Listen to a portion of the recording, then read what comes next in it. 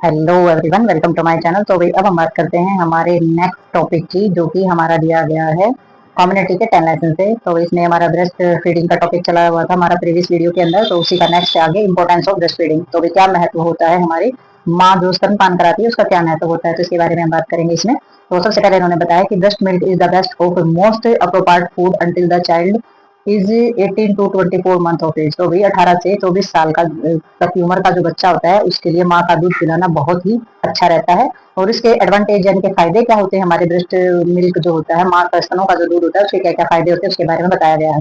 तो सबसे पहले इन्होंने बताया बेस्ट नेचुरल फूड होता है बेबी के लिए। ठीक है, प्राकृतिक आहार होता है बेबी के लिए। दूसरा फुल मीट ऑफ न्यूट्रिशनल, तो इसमें सारे के सारे पोषक तत्व होते हैं रिक्वायरमेंट के हिसाब से, बेबी की जरूरत के हिसाब से। और इन्फेंट जो है promote of the optimal growth. ठीक है, तो अभी बेबी की जो ऑप्टिमल जो ग्रोथ होनी होती है वो प्रमोट होती है, और जितनी भी रिक्वायरमेंट इन्फेंट को होती है वो सारे के सारे पोषक तत्व इसके अंदर मौजूद होते हैं। दूसरा प्रोटेक्ट करता है बेबी को सारे के सारे इन्फेक्शन से, जैसे कि रेस्पिरेटरी इन्फेक्शन है, डायरिया है, बिकॉज इम्यूनोलॉजिकल फैक्टर है हमारे इम्यूनिटी के अकॉर्डिंग जो हमारी बीमारियां हो जाती हैं या एंटीबॉडीज हैं, तो ये सारे के सारे क्या करता है, बढ़ाने के काम करता है माँ का दूध, और इन्फेक्शन से बचाने का भी काम करता है। और ये ऑलवेज क्लीन और स्टरलाइज होता है, किसी भी प्रकार की गंदगी नहीं होती है इसमें, साफ सुथरा होता है ये। दूसरा 24 घंटे अवेलेबल रहता है। ठीक है, और ये हमारा रिक्वायर के हिसाब से प्रिपरेशन तैयारी करने की भी कोई जरूरत नहीं पड़ती है माँ के दूध को। और it does not cost anything, और ये महंगा भी नहीं होता है। ठीक है, और नेक्स्ट इन्होंने बताया available to baby of current temperature of easily digest, और ये बेबी को अच्छे तरीके से पर्याप्त भी रहता है, अवेलेबल भी होता है, और इसका तापमान भी सही रहता है, और बेबी जो है आसानी से पचा भी सकता है।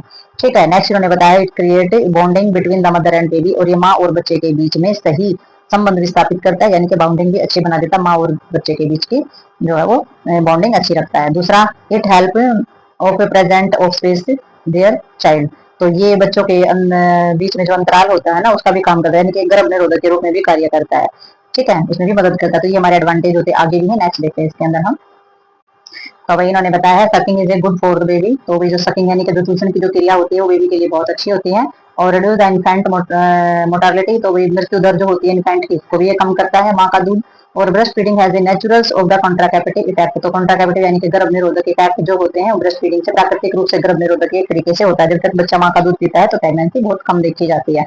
ठीक है, तो नेक्स्ट मैंने बताया principle of the breast feeding की सिद्धांत क्या होते हैं ब्रेस्ट फीडिंग के। माँ जो है बच्चे को दूध पिलाती है तो उसकी कौन कौन सी चीजों का उसे ध्यान रखना, कौन कौन से सिद्धांत इसके अंदर होते हैं हमारे। तो सबसे पहले उन्होंने बताया कि breast feeding should the interact with the first half hour after birth and the should not of the unduly delay as a open of the customary. तो इन्होंने बताया कि ब्रेस्ट फीडिंग जो है बच्चे के जन्म के आधा घंटे बाद जो है बेबी को दूध पिला देना चाहिए, बिना बात की जो हमारी जो चीजें होती है नेसेसरी जो चीजें होती है उनके कारण जो है बच्चे को दूध पिलाना डिले नहीं करना चाहिए। ठीक है, तो उसमें डिले करने का क्या मतलब हो जाता है, जैसे कि बुआ आएगी, ये सोन करा जाएगा, वो यानी कि जो अपनी अननेसेसरी चीजें होती है उनकी वजह से जो है माँ जो है बच्चे को दूध पिलाना डिले ना करे। तो आधे घंटा जब बच्चे को हो जाए पैदा हुए तो उसको माँ का दूध पिला देना चाहिए। ठीक है, नेक्स्ट नेक्स्ट हमारा इसमें हो जाता है calcium of the most suitable food for the baby during the first few days after birth because it contain a high concentration of a nutrient and the anti-infective substances. The baby should not be the depths of the because of first term traditional and ignorance. तो इन्होंने बताया कि calcium जो होता है ना most suitable food होता है बेबी के लिए। ठीक है, जो पहला दूध होता है कैल्शियम बोला जाता है, जो माँ का पहला दूध होता है जो बेबी को पिलाया जाता है। तो ड्यूरिंग फर्स्ट फ्यू डेज, तो पहले कुछ दिन जो है बर्थ में बेबी को ये पिलाया जाना चाहिए, क्योंकि इसमें क्या हो जाता है contain of the high concentration of nutrition, तो इसमें पोषक तत्वों की मात्रा बहुत ज्यादा होती है, और एंटी इन्फेक्टिव होता है, इन्फेक्शन से बचाने की क्षमता वाले सारे के सारे पदार्थ इसके अंदर होते हैं। और baby note of the drug because of the custom, और बेबी को ये किसी भी तरीके से इग्नोर, ना तो इग्नोरेंस करना है ना फिर हमारी जो पारंपरिक रीति रिवाज और इन सभी चीजों की वजह से आपने बच्चे को इससे वंचित नहीं रखना है बिल्कुल भी। तो आपने कैल्शियम यानी कि पहला दूध जो होता है वो बेबी को जरूर पिलाना है मदर का। ठीक है, नेक्स्ट उन्होंने बताया baby should be allowed the sucking from the both of breast during the each feeding starting with 3 minutes on each breast and the gradually increase the time. तो इन्होंने बताया कि बेबी को जो दूध पिलाया जाता है तो दोनों ब्रेस्ट से बराबर दूध पिलाना है। ठीक है, यानी कि फिर 3 मिनट से स्टार्ट करना है और उससे आगे आगे आपने टाइम को इंक्रीज कर देना, यानी कि एक ब्रश से पिलाया 3 मिनट और दूसरी ब्रश से पिलाया 3 मिनट। तो पहले थोड़ा थोड़ा करके एक ब्रश से, यानी कि दोनों ही ब्रश से आपने सेम जो है स्तनपान कराना है, बेबी को सेम दूध पिलाना है। यानी कि एक से राइट से पी रहा है, लेफ्ट से पी नहीं रहा बच्चा, तो आपने दोनों से सेम पिलाना है। पहले 3 3 मिनट का टाइम रखना, फिर टाइम जो है वो इक्वल बढ़ा देना है। ठीक है, नेक्स्ट उन्होंने बताया है desirable to feed the baby on the demand, तो बेबी को जितनी डिमांड हो ना उसी हिसाब से फीड कराना चाहिए, जितना बेबी को भूख लगी है उसी के हिसाब से बच्चे को दूध पिलाओ। It help the baby to gain weight, वो बेबी का वजन बढ़ने में मदद करता है। ठीक है, it is neither necessary nor the describe to to turn off the baby of feel by the clock. तो आपने ना तो बेबी को, ये जरूरी नहीं है कि बेबी का कोई टाइम बनाया जाए या टाइम से बेबी को दूध पिलाया जाए, तो ये कोई आवश्यकता नहीं होती है, कोई जरूरत नहीं होती है इस तरीके से बेबी को बांधने की। दूध पिलाने जब बेबी को फीडिंग की जरूरत हो तभी उसको दूध पिलाए, टाइम बांधने की जरूरत नहीं होती है, कहने का मतलब ये है। ठीक है, तो नेक्स्ट देखते हैं इसमें हम। तो भाई इसमें हमारा बताया गया ये जो interval between feeding very between of the 1 से 4 आवर। ठीक है, तो भाई 1 से 4 घंटे का इंटरवल जो है वो बीच में होना चाहिए। Baby have different rhythm of feeding, every child develop its own demand for feeding. तो भाई जब भी बच्चा दूध पीता है ना 1 से 4 घंटे का तो टाइम होना ही चाहिए, लेकिन हर बेबी का ना अलग अलग रिदम होता है दूध देने का। किसी को 3 3 घंटे का होता है, किसी का 1.5 1.5 घंटे, कोई हर घंटे में भी मांगता है। तो इसमें अलग बच्चे का ना और विकास का जो तरीका होता है, बेबी का जो डेवलपमेंट होता है उसकी भी डिमांड अलग ही होती है फीडिंग की। तो हर बच्चे का एक जैसी हेल्थ नहीं होती है और एक जैसी डिमांड भी नहीं होती फीड करने की। ठीक है, तो हर बच्चे का रिदम और डिमांड जो फीडिंग की वो अलग ही होती है। तो नेक्स्ट मैंने बताया interval of the 6 hour during night should be the increase. तो रात का जो समय होता है ना 6 घंटे का अंतराल जो है वो रखना चाहिए कि अभी दूध पिलाए तो बच्चा 6 घंटे तक सोए, उसके बाद बेबी उठे। तो ये जो टाइम होता है rest and the night important both for the mother and baby. तो माँ और बच्चे के लिए जो रेस्ट का टाइम होता है बहुत ज्यादा महत्वपूर्ण होता है। ठीक है, तो नेक्स्ट मैंने बताया mother should be the taught to give the baby of full feed so that her breast her emptied. तो मदर को भी अच्छे तरीके से आपने सिखाना है कि वो पूरा का पूरा दूध बच्चे को पिलाए, यानी कि संपूर्ण रूप से बच्चे को फीड कराए ताकि ब्रेस्ट जो है बिल्कुल खाली हो जाए। ठीक है, तो नेक्स्ट इन्होंने बताया कि mother should be the instructed. तो भी मदर को जो है आपने निर्देश देने हैं, इंस्ट्रक्ट करना है कि वे feed baby even when the child is ill. अगर बच्चा बीमार भी हो जाए ना तो भी बच्चे को दूध पिलाते रहना है, दूध बच्चे का नहीं छुड़वाना है। तो मदर को ये निर्देश देना जरूरी है कि अगर बच्चे को किसी भी तरीके का बीमार हो जाए, कोई भी इंफेक्शन हो जाए तो आपने दूध पिलाना नहीं छोड़ना है। ठीक है, नेक्स्ट उन्होंने बताया गया baby should be feed for as long as possible. जितना ज्यादा हो सके उतना लंबे समय तक बेबी को दूध पिलाना चाहिए, एटलीस्ट फॉर 1 ईयर, 1 साल तक तो पिलाना ही चाहिए, 1 साल से ज्यादा भी आप पिला सकते हैं। तो जितना लंबा हो सके बच्चे को दूध पिलाते रहना चाहिए।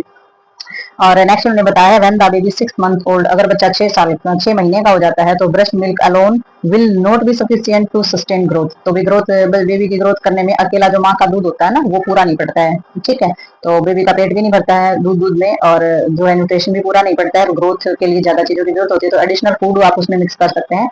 तो आपने कौन सा करना चाहिए फूड इसमें सप्लीमेंट्री फीडिंग दी गई है, यानी कि जो पूरक आहार की जो चीजें होती हैं जैसे कि दाल का पानी हो गया, सैरेलक का घोल हो गया, या फिर फ्रूट्स वगैरह मैश करके जो दिए जाते हैं तो वो आप दे सकते हैं बेबी की ग्रोथ को बढ़ाने के लिए। और 6 महीने के बाद बेबी को थोड़ा थोड़ा बाहर का जो आहार होता है वो देना स्टार्ट कर सकते हैं आप।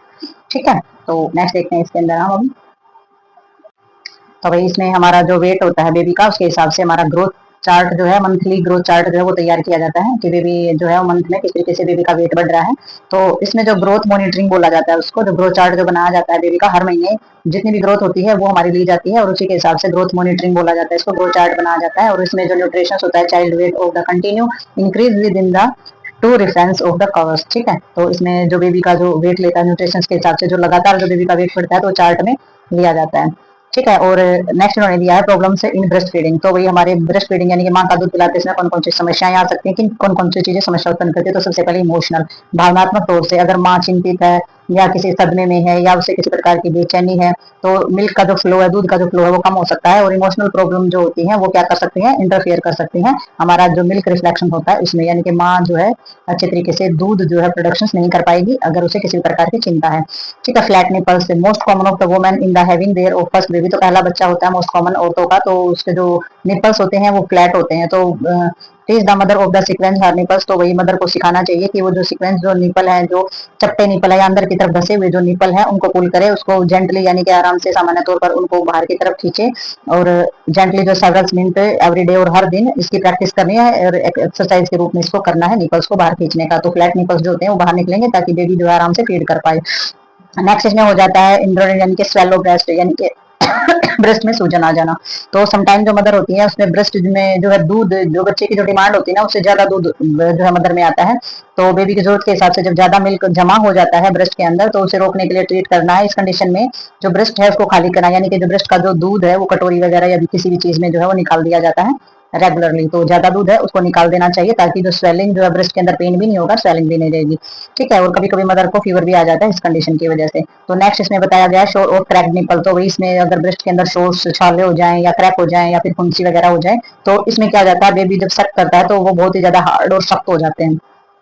समटाइम जो है वो शोर्सनेस भी हो जाती है, दरारें भी पड़ जाती हैं निपल्स के अंदर, तो ये बहुत ही पेनफुल होता है। तो इसे रोकने के लिए निप्पल को की जो स्किन वगैरह है उसको रब करना, मसाज करना एलोवेरा वगैरह से, या फिर एंटीसेप्टिक क्रीम लगा करके उनको सॉफ्ट कर लेना है। ठीक है, तो क्रैक वगैरह जो है उनकी वजह से जो पेन हो रहा है, और बेबी भी दूध नहीं पीता, और बेबी जब सक करता है तो उसमें बहुत ज्यादा पेन भी होता है, तो ये आप एंटीसेप्टिक क्रीम और एलोवेरा वगैरह लगा करके उस जगह को सॉफ्ट कर सकते हैं और बच्चे को अच्छे से दूध पिला सकते हैं। तो ये दूध पिलाने में प्रॉब्लम उत्पन्न करता है। नेक्स्ट देखते हैं इसके अंदर हम। तो अब इसमें हमारी पेन फुल टेंडर ब्रेस्ट भी आ जाती है। तो पेन फुल टेंडर यानी कि बहुत ही ज्यादा कठोर और दर्द होना स्टार्ट हो जाता है ब्रेस्ट के अंदर, तो ये हमारे इन्फेक्शन के कारण भी हो सकती है। तो इसमें क्या करना है, आपने अप्रोप्रिएट ट्रीटमेंट कराना है और एंटीबायोटिक्स वगैरह लेने हैं और इलाज कराना, ताकि इन्फेक्शन ठीक हो जाए, टेंडेंसी जो है वो कम हो जाए और दर्द भी कम हो जाए। नेक्स्ट इन्होंने बताया है बेबी जो है, बेबी की अगर नाक बंद हो गया, block nose and the enable to suck properly, और बेबी अच्छे से सक नहीं कर पा रहा, ट्यूशन नहीं कर पा रहा है दूध का, और बेबी के नाक बंद हो गए, क्योंकि नाक बंद हो गया मुंह से ट्यूशन करेगा तो उसे सांस नहीं आएगा, तो भी हमारी प्रॉब्लम उत्पन्न होती है बेबी के दूध पीने में। ठीक है, नेक्स्ट उन्होंने बताया कि बेबी हैविंग रेस्पिरेटरी इन्फेक्शन, अगर बेबी को चेस्ट वगैरह में कोई दिक्कत हो जाती है, या फिर इन्फेक्शन हो जाता है लंग्स के अंदर, या बेबी को न्यूमोनिया, ठंड वगैरह इस तरीके की दिक्कत हो जाती है, रेस्पिरेटरी इन्फेक्शन हो जाता है, तो भी दूध पिलाने में दिक्कत आती है। कॉन्सिनेंटल डिफेक्ट हो सकते हैं, जन्मजात विकृतियां हो सकती है बेबी के अंदर, जैसे कि होठ और तालू कटा हुआ होता है। ठीक है, कार्ड प्लेट जो हमारी होती है, तो इस तरीके की समस्या में बेबी दूध नहीं पी पाता है। नेक्स्ट इसमें बेबी जो है प्रीमेच्योर, अगर बेबी कम दिन का है और वो कमजोर बहुत ज्यादा है, वो जो है दूध का शोषण नहीं कर पा रहा है, तो भी समस्या आती है। और मदर जो है वो इनएक्सपीरियंस है, यानी कि अनुभवहीन है, किसी प्रकार का अनुभव मदर को नहीं है, पहली बार माँ बनी है और एज कम है उसकी, समझ नहीं है उसे, तो भी हमारी दिक्कत ये इसमें आ सकती है। नेक्स्ट आ जाती है हमारी आर्टिफिशियल फीडिंग। तो आर्टिफिशियल फीडिंग का तो पता ही है आपको, जो बाहर तैयार की जाने वाली होती है। तो इसमें इंडिकेशन बताया है आर्टिफिशियल फीडिंग जो है वो failure of the breast milk. तो भाई जब माँ जो है अपनी ब्रेस्ट से स्तनपान नहीं करा पाती है ना, तो उस कंडीशन में आर्टिफिशियल फीडिंग कराई जाती है, जैसे कि प्रोलॉन्ग इलनेस, अगर माँ बहुत ज्यादा लंबे समय तक माँ बीमार है या माँ की डेथ हो गई है, तो ऐसी सिचुएशन में हमारी आर्टिफिशियल फीडिंग कराई जाती है। तो इसमें जो effort should be the made of find of witness, तो इसमें वही इसमें एफर्ट लगाना चाहिए कि ऐसे दूध स्तनपान कराने वाली जो मदर होती है, वुमेन होती है, उसको ढूंढना चाहिए। और सम वुमेन जो है, आगे देखते हैं, तो वही इसमें बताया है other than mother wow can the breast feeding the baby. तो भाई जो इसमें स्तनपान कराने वाली जो मदर होती है, वही माता जो है वो बेबी को दूध दिला सकती है। If the witness can not be found, और अगर इस तरीके से कोई माँ नहीं मिलती है या माँ स्तनपान नहीं करा सकती है, तो फिर बहुत ज्यादा जरूरी हो जाता है resort of the artificial feeding. तो भाई आर्टिफिशियल फीडिंग करानी बहुत ज्यादा जरूरी हो जाती है। आर्टिफिशियल में चाहे आप ड्राई मिल्क लें, या फिर गाय का दूध लें, बकरी का दूध लें, या फिर पाउडर मिल्क लें, किसी भी तरीके की अरेंजमेंट करें, फिर बेबी को फीड कराना जरूरी हो जाता है। तो इसमें हमारा नेक्स्ट ऑप्शन दिया ड्राई मिल्क। तो भी ड्राई मिल्क एक ऑप्शन है बेबी को आर्टिफिशियल फीडिंग के लिए। तो इसमें जो है ये सेफ मिल्क होता है, और ये हमारा एंडोबिलिटीज ड्राई मिल्क होता है, यानी कि सूखा दूध ये हमारा होता है, और ये साइंटिफिकली प्रिपेयर किया जाता है इन्फेंट फीडिंग के लिए, बच्चे को पिलाने के लिए साइंटिफिकली ये हमारा तैयार किया जाता है। और ये हमारा बैक्टीरिया फ्री होता है, और ये हमारा जो है little danger from the fly, मक्खियों का भी इसमें किसी प्रकार का डर नहीं रहता है, और it does not become sure, और खट्टा होने का भी कोई डर नहीं रहता है। और सिंपल इसको क्या कर सकते हैं, रिकॉन्स्टिट्यूट, और सिंपल और साधारण तरीके से इसको तैयार भी किया जा सकता है। But it is expensive and therefore beyond the reach of many Indian family, लेकिन बहुत ज्यादा महंगा होने की वजह से बहुत सारी इंडियन फैमिली यानी कि भारतीय फैमिली जो है वो इसको अफोर्ड नहीं कर पाती है, तो इसलिए ड्राई मिल्क को प्रेफर नहीं करती है, क्योंकि वो बहुत ज्यादा महंगा आता है इसीलिए। तो नेक्स्ट उन्होंने बताया काउ मिल्क। तो गाय का दूध जो है वो तो बहुत ही चिपर होता है, यानी कि हम इंडिया के अंदर बहुत जल्दी आसानी से और सस्ता भी मिल जाता है, तो ये अल्टरनेटिव है। Well with the reach of the many Indian family cow milk. तो भाई इसमें जो हमारी भारतीय परिवार होते हैं, इनमें गाय का दूध जो है बहुत आसानी से मिल जाता है। It should be boiled kill germs and take off the protein, soft protein को सॉफ्ट करने के लिए और जम्स को किल करने के लिए दूध को उबालना चाहिए। और artificial feed baby need about इसमें जो 150 ml लेना है आपने मिल्क, बेबी का जो वेट होता है ना 1 किलोग्राम वेट के हिसाब से 125 ml दूध, 150 ml आपने दूध लेना, तो बेबी के वेट के हिसाब से ही आपने दूध जो है बेबी को फीड कराना है। और सजेस्ट किया गया है जो हमारा शेड्यूल इन्फेंट फीडिंग के लिए, तो काउ मिल्क का जो हमारा जो शेड्यूल होता है वो हमारी टेबल है, वो टेबल में एक साथ डालूंगी, जो लास्ट वीडियो होगी वो हमारी उसमें सारी की सारी टेबल होगी हमारी बेबी की फीडिंग की भी, और भी नेसेसरी चीजें उसके अंदर होंगी। ठीक है, तो आगे देखते हैं हम इसके अंदर। तो भाई अब हम बात करेंगे इम्यूनाइजेशन की। जो टीकाकरण होता है वो बेबी को किस टाइप से लगवाना चाहिए, इसके से क्या बेनिफिट होता है, किन बीमारियों के लिए लगता है। तो इसमें जो टीकाकरण होता है वो बेस्ट और चीपेस्ट इन्वेस्टमेंट होती है हेल्थ ऑफ चिल्ड्रन, यानी कि बेबी के स्वास्थ्य के लिए सबसे सस्ता और सबसे अच्छी इन्वेस्टमेंट होती है टीकाकरण। टीकाकरण जो लगवाना चाहिए बीमारियों से बचाने के लिए। तो नेशनल इम्यूनाइजेशन प्रोग्राम जो है वो इंडिया के अंदर हमारे 1978 में जो है शुरू किए गए थे।